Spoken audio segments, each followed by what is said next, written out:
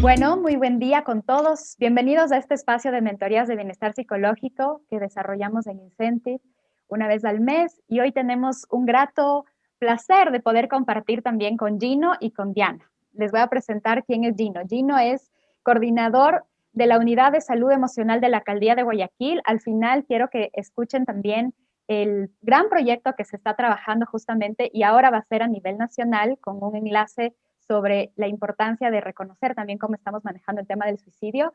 Y además es presidente vitalicio de la Asociación Ecuatoriana de Psicólogos. Entonces, vamos hoy día a conversar con una persona que ha tenido mucha experiencia. Antes de iniciar ya esta grabación, ya estábamos conversando un poquito de cómo se va manejando, ¿no? Las diferencias a nivel de los tiempos. Y adicional, estamos trabajando con Diana, que ustedes ya la conocen. Diana es psicóloga y también es intérprete de lenguaje de señas, con la que vamos a compartir para que esta información llegue también a la comunidad sorda. Así que bueno, a los dos bienvenidos. Gracias Gino por estar hoy y gracias por tener este espacio también con nosotros, que es muy importante que podamos ir conversando y apoyando a otras personas a que conozcan más sobre los temas de psicología. Y hoy vamos a conversar sobre el Gracias, autoconcepto, gracias, Estefan. la autoeficacia y también sobre la autoestima. Bueno, primero bienvenido. Y este espacio siempre queremos preguntarles cómo tú estás pasando este tema de pandemia. Ya salimos, ya tenemos la oportunidad de estar afuera, pero tú cómo estás viviendo también ahora la virtualidad y la presencia con mascarilla y demás. ¿Cómo estás tú atravesando esta situación? Bien, gracias, Stephanie, gracias, Diana, y gracias a Luis Felipe por la invitación y a todas las personas que van a poder compartir con nosotros virtualmente. Para mí, yo lo viví súper chévere. Soy el modelo del Principito emulado en un cholo guayaco, ¿no? Cuando me cogió la pandemia estaba viviendo solo frente a la clínica Kennedy original, la primera, y fue complejo porque justo ahí, el 24 de marzo, murió uno de mis amigos muy cercanos y al siguiente día murió otro amigo cercano. Entonces, fue un tema complejo como Guayaquil. Me tocó ser activado por un organismo internacional para trabajar en contención emocional masiva. Entonces, hasta el día de hoy he estado totalmente dedicado a aprender, a co-crearme, a co-construir y acompañar a mi ciudad y a mi país y a América Latina, porque de Panamá también han trabajado con nosotros esto. Y para mí ha sido un aprendizaje maravilloso lo que vino. Definitivamente nadie sabe lo que nos depara el futuro y si somos aprendices permanentes y nos desapegamos de esos formatos de yo tengo la vida ya hecha, algo como un virus nos la deshace. Entonces, para mí en particular, fue una de las experiencias maravillosas y agradezco a la vida, a Dios si existe para uno, si no existe para otro, la naturaleza, que nos permitió como tejido social y particularmente a mí como persona y como familia, haber atravesado este año 5 meses, 6 meses de una situación social, biológica súper compleja en donde los hábitos se alteraron completamente y tuvimos que desaprender modelos antiguos, co-construir modelos nuevos, adaptarnos, probar la resiliencia como una parte de lo que llamábamos antes autoestima. Para la nueva onda se llama resiliencia, porque es la capacidad de coger lo que está ocurriendo y armarte en el camino. O sea, el planeta no se detiene para que tú cambies la llanta de tu carro. Más o menos así era la metáfora que tenía yo antes de la pandemia y la pude comprobar. El mundo no se detuvo, nosotros tuvimos que rearmarnos al paso y hoy estamos acá. Y estamos acá. Y justamente con lo que mencionas es importante porque en momentos de crisis es donde todos los problemas se juntan de una manera emocional, de una manera financiera, desde las relaciones, todos los problemas que de alguna manera lo vemos un poco más lejanos en un momento de crisis se van juntando más. Y es donde tenemos entonces que activar estos recursos psicológicos para podernos sentir mejor. Y acabas de topar un tema muy interesante, que es la resiliencia. Cuando nosotros hablamos de la resiliencia, va a ser esta capacidad, ¿no es cierto?, que tenemos para poder salir favorecidos de una situación crítica, pero a través de esa tenemos un montón de beneficios. Y es una palabra un poco usada, a veces hasta malgastada, Y acabas de nombrar que además está en común sintonía con el tema de la autoestima y con el tema de la autoeficacia. Justamente desde el capital psicológico, una de las variables que se manejan para trabajar el tema del capital psicológico, por un lado es la autoeficacia, la resiliencia, la esperanza y el optimismo. Y pareciera que son entonces conceptos que nos ayudan, que nos permiten estar de alguna manera como alineados. ¿Cómo tú le estás concibiendo justamente al tema de la autoestima y la autoeficacia? Es que tú decías algo que me llamó la atención por tu juventud, y es lo que a veces pensamos, es que nuestras creencias tienen más valor que el mundo emocional, que es mucho más grande, inexplorado e inexplotado hasta ahora, inclusive por nuestra ciencia. Yo recuerdo cuando estudiaba psicología, hace 30 años, y Albert Ellis ya aparecía, pero no le prestábamos mucha atención. Claro.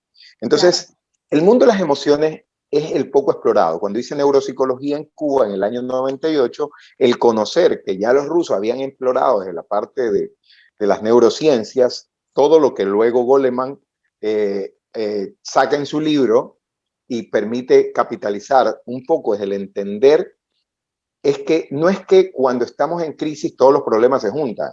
Sucede que el cerebro, cuando vive un evento traumático, hace la parte sumatoria. Esto es más o menos como los orgasmos, ¿no? Los orgasmos femeninos son sumatorios, los orgasmos masculinos son medios aislados. En las crisis se suma todo eso y así como el orgasmo es en positivo, la parte de la crisis la vemos en la parte traumática, negativa. Y todo lo que para nosotros es problema se maxifica, es como una lupa. Y eso tiene que ver a un esquema social de visión catastrófica. La visión catastrófica implementada desde la conquista española nos hace creer que nosotros solo tenemos pocos instantes para ser felices y mucho para sufrir, y que el sufrimiento nos va a hacer conseguir un espacio en el cielo. Entonces, desde esa creencia, nosotros nos construimos que cuando hay crisis, todos los problemas se juntan. Esa es una creencia muy arraigada en nuestro folclore cotidiano y muchas ciencias no han logrado interpretar el folclore cultural y desaprenderlo, deconstruirlo, sino que lo incorporan en el modelo interpretativo. Quizás Freud y Jung jugaron un poco en eso y por eso hay una distancia entre uno y otro y un acercamiento. El inconsciente colectivo, que es de lo que hablaba Jung, probablemente es la parte antropológica, arqueológica, que nosotros al descubrir vemos que en nuestra cultura hay aprendizajes que se sostienen y se mantienen, y que hay lealtades, que uno los llaman inconscientes o invisibles, a estas creencias. Entonces, en lo que es autoconcepto, autoestima, autoimagen y autoeficiencia, probablemente van en lo mismo. Todas se transportan en un auto, ¿no? En un auto que tiene que Poder ver mirar con para propio. adentro. Claro, Claro, esta es mío, posibilidad es de mirar mío. para adentro. Claro, y la eficacia no puede ser mía propia porque como le delegamos el poder de nuestra visión personal a la aceptación y a la afirmación o al reconocimiento de papá y mamá que te dice, a ver, tú eres un niño bonito, pero no te explican qué es bonito para ellos. Y el bonito está en el constructo social, entonces yo me veo al espejo y me veo bonito como soy. Pero cuando veo un rubiecito y yo soy un tipo trigueño que tiene la boca grande, que no es colorado, y el modelo de bonito es el rubiecito y colorado, mi cerebro sufre un cambio. Entonces me pregunto, ¿mamá me miente o la sociedad me miente? Empiezo a yo dudar de mi afirmación. Entonces, estos conceptos que son interesantes, pero no son los que nos hacen. O sea, el concepto no existe antes del amor propio. El amor propio, como lo llamo yo, amor propio, porque me amo primero a mí mismo. Piaget, por ahí, en los que les gusta la teoría, Piaget ya hablaba del egocentrismo infantil. Entonces, eso que alguien quiso matar no era malo, no había que matarlo. El egocentrismo infantil es ver el mundo desde mi perspectiva. Yo soy niño y creo que el mundo es como yo lo veo. Luego viene papá y me dice, hey, un ratito, el mundo que tú ves es el que tú crees que es. Yo que soy un adulto creo que el mundo es así. Mamá cree que el mundo es así. Ponernos de acuerdo en cómo es el mundo, eso es la construcción de un escenario familiar y de un colectivo, que luego Jung lo llamó inconsciente colectivo, le pones un nombre, ¿no? Pero es la visión social del mundo. La visión social del mundo no es mi amor propio. Mi egocentrismo Respetando el mundo diferente afuera, eso es mi amor propio. Respetar mi identidad, mi unicidad, mi mismidad. Hay muchos términos que les ponen, ¿no?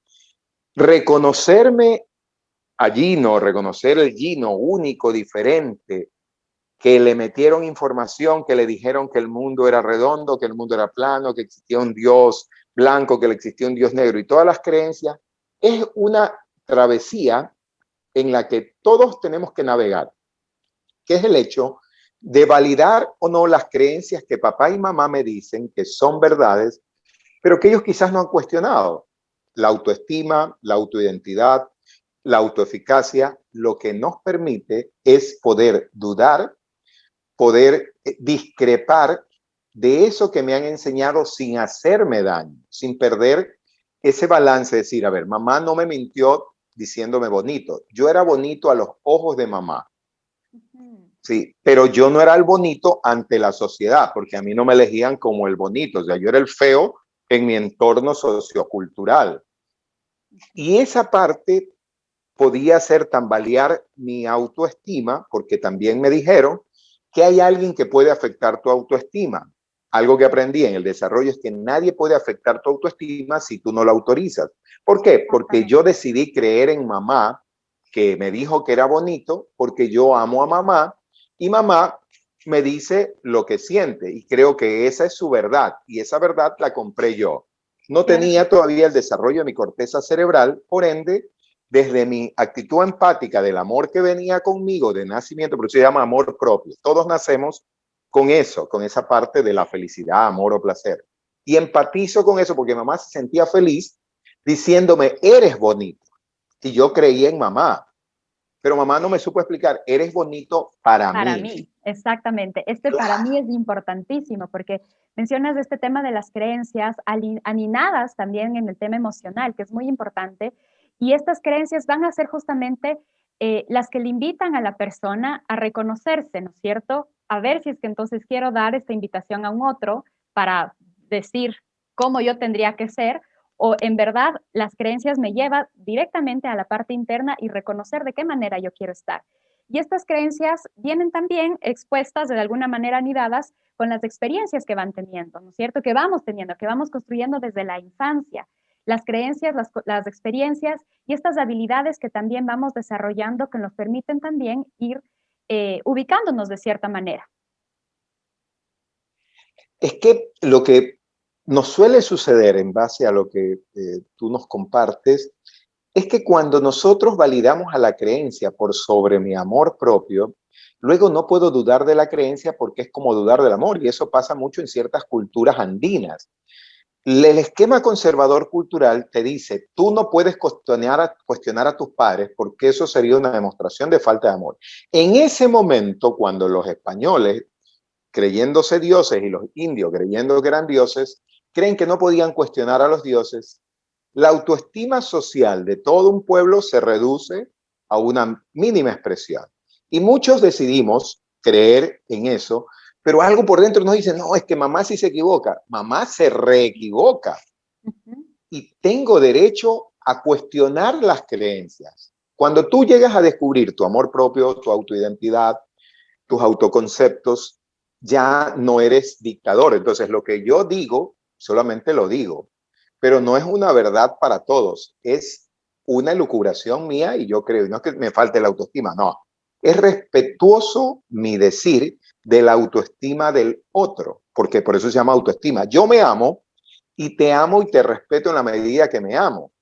Y antes no sabía, porque papá me amaba a su manera, pero no aprendió a discrepar de las creencias y se las creyó todito. Yo hablo del cuento, ¿no? Nos cuentan un cuento, creemos el cuento y luego nos compramos el cuento. Y cuando algo en nosotros que le llamamos conciencia, amor propio, autoestima, nos grita por ahí y nos dice, podemos sufrir una fragmentación porque decidimos mantener la creencia en contra de nuestra propia identidad. Me Y ahí hace se generan recordar, lo que la gente conoce psicopatología, ¿no? sí, justo me hace recordar a una consultante que tenía hace un tiempo atrás que los papis le decían, eres mi princesa, eres la mejor, eres la más hermosa. Y ella entonces toda bien, ¿no? Como que se sentía que era lo máximo. Y justamente llega entonces de su proceso de aprendizaje, su proceso de ir creciendo, llega a los primeros años de escuela y se da cuenta que no es la princesa, se da cuenta entonces que no es lo máximo, que como bien dices, para los papis estaba yo en este mundo, pero llegué a un momento en que me pincharon de una manera tan fuerte la burbuja que ¡puf! Bajó. Y ahí es donde entonces esta construcción se empieza a dar de otra manera. Esta semana pasada estábamos conversando también con los chicos, con los adolescentes, de cómo en estas épocas viene a ser muy importante la identificación de cómo yo me quiero ver frente a estos estereotipos que pueden estar por otros lados externos, a veces de hecho idealizados, nada aterrizados a la realidad, en los que entonces me voy teniendo como una sensación de discrepancia y voy no sintiéndome cómodo, donde empiezo entonces a sentir también ya como síntomas de malestar, que si es que no son bien trabajados, pues pueden llevar a lo que me estabas mencionando, a una situación un poco más grave. Claro, pero es que si tú te das cuenta, estamos tan bien programados que creemos que no somos, o sea, realmente somos lo máximo, somos lo mejor del mundo. O sea, yo soy el más bacano en mi mundo. Ajá. Entonces, la burbuja que me construyen mis padres, yo la creo, chévere. En el mundo externo, vamos al jardín y todos los niños creen que son lo más chévere del mundo. Inclusive hay frases que te dicen, tú dices, no, vienen y te pinchan. Nadie te pincha la burbuja. Porque la burbuja está bien construida, por eso es el autoconcepto. Tú te construyes el autoconcepto del cuento que te contaron tus padres. Pero luego necesitas de alguien que te aterrice a una realidad de diferentes. Y el concepto está en que como el cerebro es un comparador lógico, a veces no peleamos, no hay que pelearse con el cerebro. El cerebro Funciona. con un grupo de gente construyen un concepto que es una aberración personal, pero es una ficción jurídica que se llama igualdad. Entonces, le dicen en la misma casa, antes de mandarte al jardín, dice la mamá que tiene más de un hijo, yo quiero a todos mis hijos por igual. Y esa mentira que se cree la mamá, que no puede decir, no, mijita, yo te quiero a ti por ser tú, no te puedo querer igual que a tu hermano. Pero para simplificar el asunto, somos muy cómodos, el comparador lógico te dice, a ver, tú tienes un hijo, dos hijos, a todos los quiero por igual. La realidad es que no es así. El cerebro, como no le gusta agotarse, y como es un comparador, dice, si tengo dos hijos, es igual el un hijo al otro hijo, porque si se muere y mañana tengo otro hijo, reemplaza al otro. Hasta que un día descubrimos que no hay dos hijos iguales y que el amor hacia una persona no es igual a que hacia otra, entonces que todos somos diferentes y todo es diferente. Pero eso a la gente lo estresa. Y como el comparador lógico vive sin querer estresarse, empezamos a simplificar. Y en la simplificación construimos el concepto de igualdad. Y ese concepto de igualdad, que parecería que es la solución, mata a todos los chicos de la escuela, porque todos los chicos son diferentes. Y ahora vivimos en la lucha de reeducar a la gente para descubrir que todos somos diferentes. Porque como construiste la famosa normalidad igualitaria y descubrimos que todos somos diferentes, pensamos diferentes y nos toca ir a la escuela con gente diferente, que entiende diferente, habla diferente, parecido, pero no igual. Pero el igual en el cerebro del comparador lógico, igual es igual. O sea, y en el igual social no somos iguales ni seremos iguales y no podremos serlo. El genoma humano nos salva un poco la situación para deconstruir esa ficción jurídica social que suena linda, pero que a nivel humano no ayudó. Y muchos niños pinchan su burbuja y su globito de adentro, pero tienen que culpar hacia afuera. Mamá me engañó. Los niños son malos y perversos. Inventas una serie de conceptos degradantes, culposos, para poder justificar en que el que se creyó el cuento fui yo y tengo que perdonarme. ¿Sabes qué? Me creí el cuento. Yo creí en el cuento de que yo era igual a todos y no soy Claro. igual a todos. Soy diferente. Que mamá me quiere igual que a mi hermana. Yo veía que a mi hermana, que es mayor, le daban ciertos privilegios por ser mujer. Y yo quería lo mismo, pero yo no era ni mujer ni mi hermana. Tenía 2 años menos que mi hermana.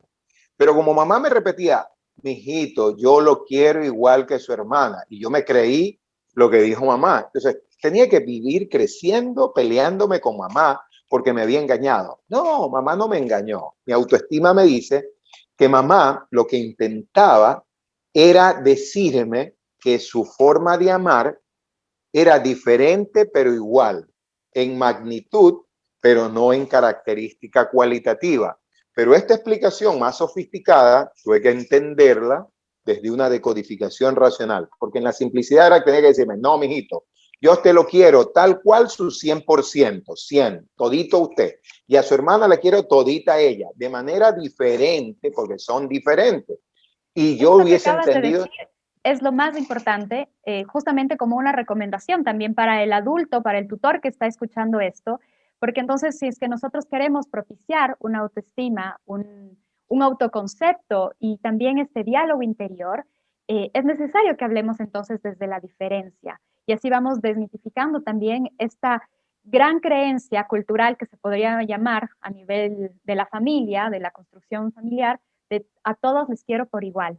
¿Cómo me van a cuestionar a mí como mamá que les quiero diferentes? Si realmente les quiero a todos por igual. Y estamos dándonos cuenta que esta pequeña frase nos puede llevar entonces a, a que los chicos identifiquen esto, ¿no? La individualidad versus esta normalidad que mencionas. Y luego, y mira que Stephanie, luego lo trasladan a su vida. Yo soy de la generación de los años 60, tengo 53 años. Yo no tuve mejor amigo porque en mi concepto no existía eso, ¿no? Pero hay chicos que crecieron, y tiene que, ojalá no haya sido tú, pero hay generación, mi hijo tiene 30 años, que creen en el concepto de yo tengo un mejor amigo. Y yo, en cambio, cuando me desarrollé, yo encontré un mejor amigo. Un día me veo al espejo, así con la boca grande y todas mis caras. Jamás, yo a los 11 años ya aprendí a aceptarme bocón, negrito y feo. Me acepté. ¿Sí? Y fue gracias a que en el colegio que yo estudié, que fue el colegio más grande del país, que es el Vicente Rocafuerte, tenía 116 compañeros. Y me pusieron 116 apodos porque era chiquito, menudito y feito, para el concepto social de esa época. Entonces, gracias a mis amigos, yo no puedo acusar que hubo acoso escolar ni bullying, porque mi gratitud es, ellos me dieron los pinchazos, venían de fuera, pero yo fui a mi casa y me pinché yo mismo. A ver, acéptate, porque no vas a poder pelearte con 116.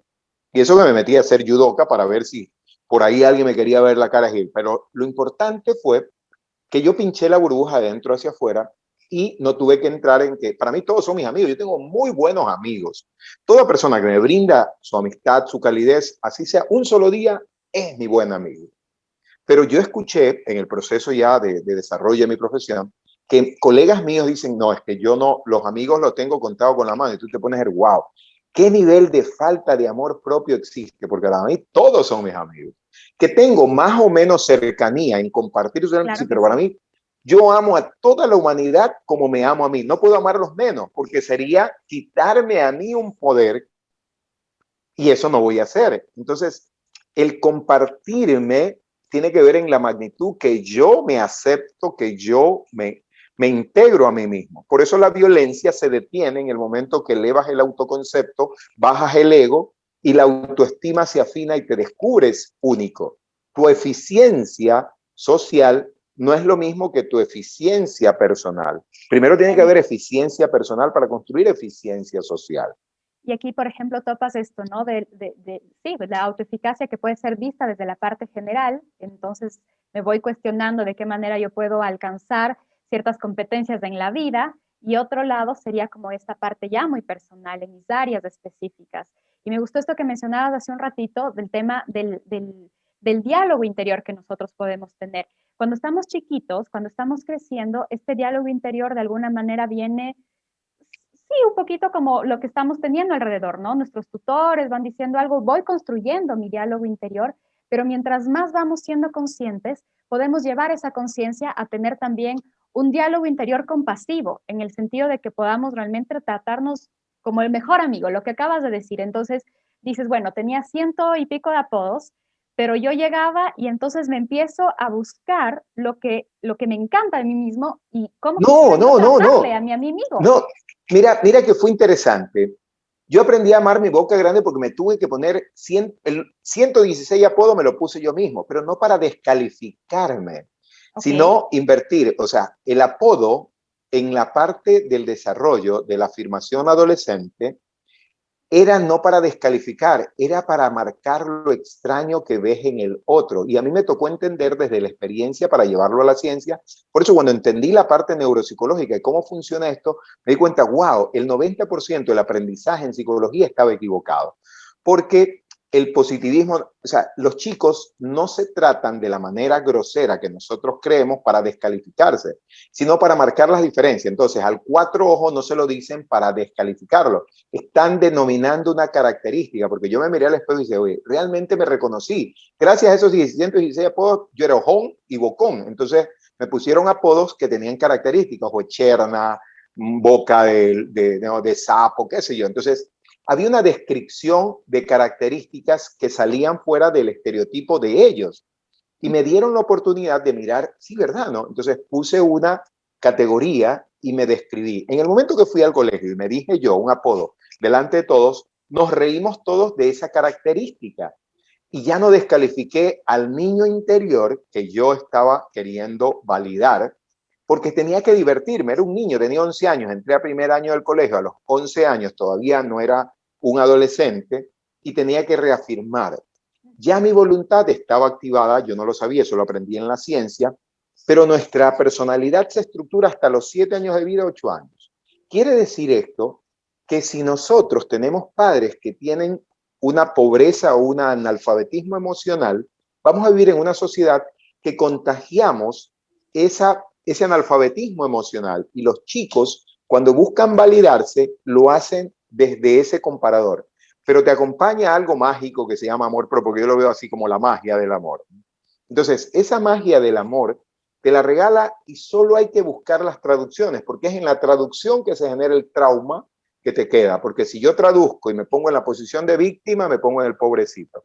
Pero si yo me divierto, porque yo me divertía, ¿no?, en este juego de irme descubriendo, y luego cuando empecé a estudiar ya la psicología, luego hay un libro que se llama La psicología del juego de un ruso, entendí cómo yo había sobrevivido en un mundo aparentemente adverso, bajo situaciones de abuso, de violencia, de callejización, que fue la que me tocó atravesar, y cómo pude llegar hasta donde estoy para poder sobrevivir. Y fue la autoestima. Por eso cuando me plantean el tema ustedes, me parece maravilloso, porque Latinoamérica lo que tiene es una autoestima dormida y busca aceptación social en conceptos preestablecidos y contados con otros, y no hemos construido nuestros propios conceptos, que pueden ser totalmente diferentes a los que nos han vendido, pero tenemos que reinventarnos a partir de nuestro interior y no traer desde el exterior toda una parafernalia que no nos pertenece y que sirven como armadura para seguir guardando la autoestima que está dentro en nuestro cofre, porque yo lo veo así, ¿no? Acá está la autoestima y está guardadita. De niño la conservamos ahí y no queremos sacarla. Y esto de acá es la posición de víctima en la que nosotros los psicólogos tenemos que atender a la víctima, en donde los de afuera van a buscar al más vulnerable hacerle daño. Al más vulnerable hacerle daño. Y esto es importante lo que acabas de decir con el sentido del tutor que puede acompañar emocionalmente también a los chicos en este crecimiento del niño, de su autoconcepto, de lo que se puede decir a sí mismo, de la autoeficacia, el reconocer también sus habilidades, y con esta perspectiva también de identificar de qué manera lo quiero observar. Tú mencionabas entonces hace un momento que, lo voy a interpretar, dime si me equivoco, pero de alguna manera la gratitud, por un lado, como emoción, el tema del amor, hablaste, el tema del disfrute, de la diversión, del juego, que son justamente aceptación. Acuérdate que lo primero que me sirvió para desarrollar mi autoestima y no ser vulnerable a lo que llaman ahora acoso escolar o bullying, fue aceptarme con mi boca grande. Porque si no hubiese tenido un trauma, porque imagínate, ¿no? Fíjate, mi hermana tiene la boca igual de grande. Y dices, para esta aceptación estaba el tema del amor, estaba el tema del disfrute, en verdad, del juego, de la diversión, que son emociones placenteras. Pero entonces, si podíamos quedarnos también con emociones placenteras como que de la tristeza, el miedo, el enojo, podía darse también otro sentido, como que otra historia tal vez nos estaría contando Gino, Claro, no sé. lo que pasa es que la emoción de enojo, tristeza, son emociones displacenteras que sirven para expresar esto no me agrada, la situación que estoy viviendo. Entonces, las emociones placenteras y displacenteras lo que sirven es para consolidar y validar los aprendizajes y expresar lo que queremos expresar y vivenciar. Y yo pude resignificar, porque sí, en algún momento, en cambio, utilicé las emociones displacenteras o no placenteras para construir la posición de víctima, que era la que hacía que en algún momento tuviera ideaciones suicidas o intenciones suicidas. Pero las emociones placenteras me permitieron sobrevivir y ni siquiera estaba consciente de ello, porque era la actitud wow que yo la llamo, ¿no? El tema de ser niño permanente. Y el Principito yo me lo leía a los 9 años y creo que eso que estaba, la Biblia me la leía pequeño, entonces había leído tanto hasta llegar a los 11 años, que era un niño erudito porque yo quería que ser como Jesús y ser predicador. Entonces yo me leí la Biblia 2 veces, desde los 5 años hasta los 11 años. Y muchos libros, yo en la biblioteca, desde los 8 años iba a la biblioteca solo, porque papá y mamá en eso eran medio holgazanes. Entonces yo no, yo quería más conocimiento porque quería descubrir. Y eso afianzó una identidad que hoy me permite poder hablar de cosas como esta, no solo desde la ciencia de los libros hacia afuera, sino desde una práctica personal de día a día, de ir conociendo al niño Gino, al adolescente Gino, al adulto niño, con todos los desaciertos sociales y las censuras sociales que pudieron atravesar, pero el hecho de revisar ese piloto que tengo yo, que se convierte luego en un maestro, un tutor, un acompañante de otros adolescentes, como mi hijo en este caso, en donde tienes que ser eficiente emocionalmente contigo mismo para poder transmitir esa eficiencia, porque si como maestro tutor tengo un desbalance emocional y quiero pedirle al otro que tenga equilibrio emocional, que desarrolle esa autoestima, cuando yo en mi pobreza, más que pobreza emocional, es pobreza temporal, porque no le dedicamos tiempo.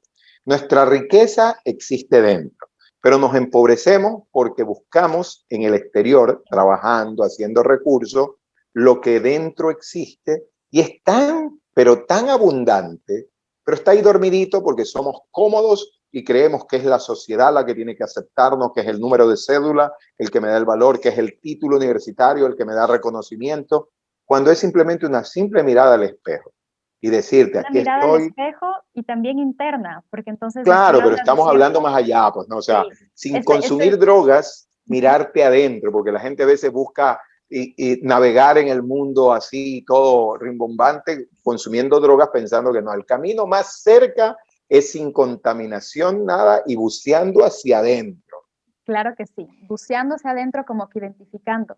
Topas algunos temas que me parecen importantes para poder invitar a las personas que lo puedan ir trabajando, y es entonces la mirada de la resignificación, la posibilidad de resignificar una situación. Se conoce, ¿no es cierto?, que tenemos entonces la postura de un estrés postraumático que se puede dar a través de una situación crítica, pero por otro lado podríamos trabajar un crecimiento postraumático, que sería darle una mirada diferente. Y ahí entonces entramos con la posibilidad de reconocer cómo hemos manejado la resiliencia, qué fortalezas hemos tenido, qué habilidades y destrezas hemos ido desarrollando. Entonces me gustaría como invitar a las personas que démosle espacio para la resignificación, así como tú lo fuiste haciendo. Me imagino que debe haber sido un proceso también, ¿no? Cotidiano, un proceso justamente en el que no es rápidamente. A veces las Y personas también es, piensan mira, Stephanie, que es algo muy y rápido. es que es rápido. El tema es que, como te decía, yo lo descubrí en neuropsicología, ¿no? Neuropsicológicamente, el procesamiento es muy rápido. ¿Por qué es difícil y tortuoso el camino y a veces se vuelve lento y nosotros lo afirmamos? Porque es súper fácil aprender y si tú trabajas con fobia te vas a dar cuenta que la fobia se instala en menos de una décima de segundo. Claro. Y la gente dice, ¿por qué se hace difícil desaprender? Sí, porque cuando tú ves el mundo externo, ¿cómo te perdonas por haberte creído el cuento? Entonces, todos los días me artiza, pero ¿cómo llegué a creer? Entonces, te pasas el tiempo todos los días renegando de que no. La parte más compleja es descubrir que pudiste hacerlo en un instante. Pero ¿cómo aprendes a vivir con tus decisiones? Si ves un papá y una mamá y todo el mundo te dice, no, no, no, no, no, ojo, es que no es sencillo, no es de la noche a la mañana. Entonces, la pregunta del millón es, ¿qué no es de la noche a la mañana? Si el 90% de la personalidad se estructura los 7 primeros años de vida, Exacto. 7, Ajá. y pasas con una persona de 70 años actuando como niño berrinchudo, quiere decir que lo que haces es replicar y afianzar formatos y se vuelve como una costra dura, que eso es lo que demoras en sacar en piano. Entonces, el aprendizaje se instala muy rápido. El hábito y el deshabituarte es el que cuesta.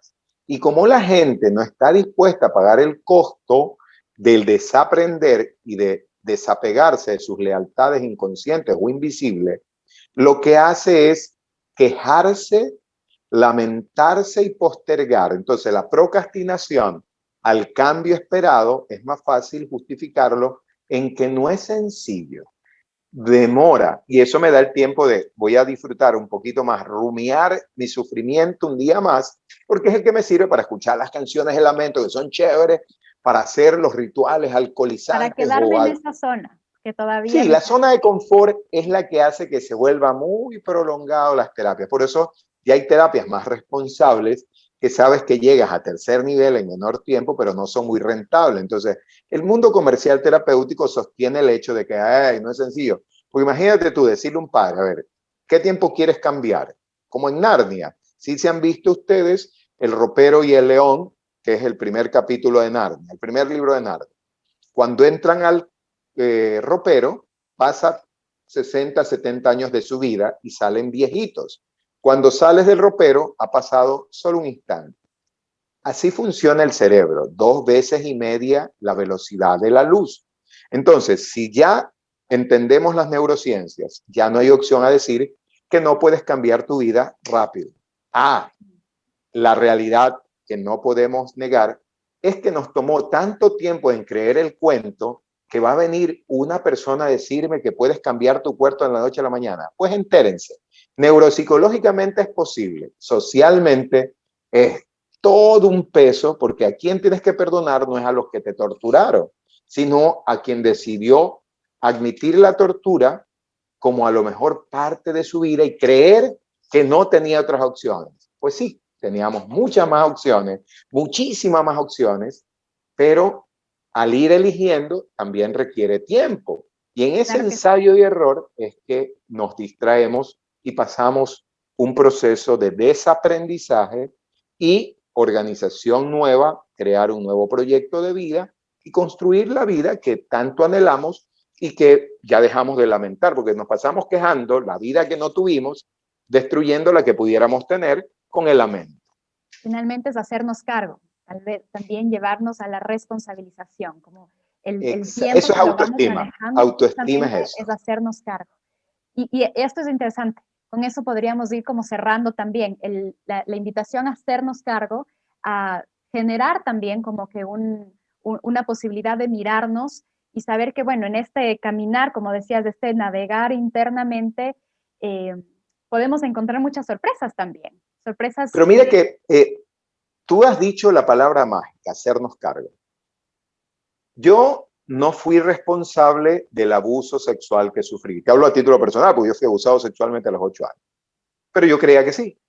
Pero sí soy responsable y me hago cargo de cómo quiero vivir hoy mi vida. Porque si no, sigo dándole poder al abusador y al abuso. El abuso existió. Yo no fui responsable de eso, pero sí soy responsable de cómo quiero sentirme hoy frente al abuso. Pero si alguien viene y me dice, es que toda persona abusada tiene que ser, vivir así, y me creo eso, me hago cargo de eso también, me hago cargo de lo que creo. Yo tuve que hacerme cargo de lo que creo, de lo que pasó, y tengo que hacerme cargo de cómo quiero vivir mi vida hoy. Entonces, tú dijiste las palabras mágicas, hacernos cargo de cómo queremos vivir nuestra vida, de cómo queremos sentirnos.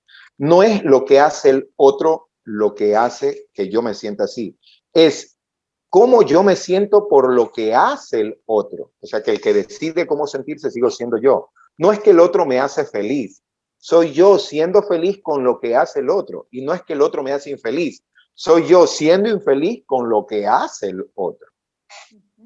y en este hacernos cargo podemos en verdad encontrar mucha magia, pero también siendo responsables de qué me quiero hacer cargo. Y, Por y supuesto. ahí está, ¿no? La magia, como bien dices, esta magia de qué manera quiero vivir. Me encanta esta última parte porque nos lleva realmente al tema inicial, que es eh, sentirnos mejor, desarrollar realmente una salud psicológica estable, salutogénica, que sería un poco desde mi mirada, y que nos lleve también a construir un bienestar a largo plazo, que no sea entonces solo desde un enfoque, sino desde todas las áreas que tenemos. Muchas gracias, Gino, por habernos acompañado hoy. ¿Cuáles son tus palabras para cerrar tus palabras finales. Yo creo que la psicología, el amor, hay un libro que se llama La nueva psicología del amor de Scott Peck. La psicología es una ciencia maravillosa, pero creo que la mejor ciencia es la del ser humano, coloquial, común. Amarnos a nosotros, hacernos cargo, hacernos responsable de lo que sentimos, de lo que pensamos, de lo que decimos y de lo que hacemos. Esa es la forma más maravillosa de poder disfrutar esta chulla vida, única vida, con conciencia y así disminuir los niveles de violencia hacia nosotros mismos y hacia los demás. Y un mundo sin violencia probablemente es un mundo que aprenda a cuidarse a sí mismo y no esperar que otro lo cuide, porque ya hemos destruido una parte de este planeta y queremos conquistar otros. Es hora de mirar hacia adentro, cuidar nuestro interior para empezar a cuidar nuestro exterior. ¿Sí? Y al final cada quien hace lo que le da la gana. Yo recomiendo que lo hagan con mucha responsabilidad y amor. Con mucha responsabilidad, amor y a disfrutar también. Iniciamos esta charla conversando sobre la campaña que está desarrollando el municipio de Guayaquil para identificar cuáles son los mitos y verdades del suicidio.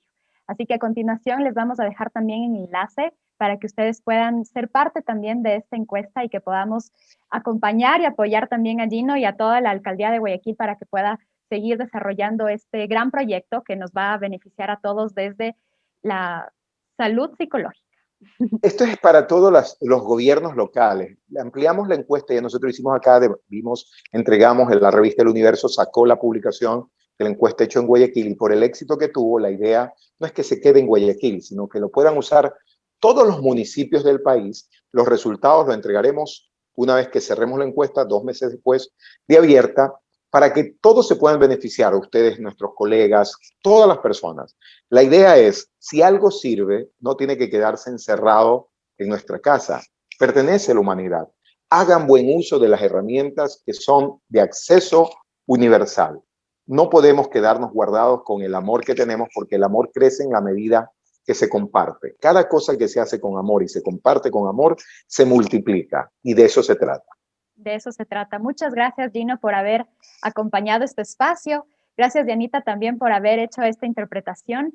Y ustedes van a tener a continuación los datos de Gino para cualquier inquietud, para cualquier situación que necesiten también conversar con él y también para la comunidad sorda, a los contactos de Diana para que también les pueda acompañar desde sus procesos psicológicos. Estamos viéndonos en una siguiente oportunidad. Que tengan una buena tarde.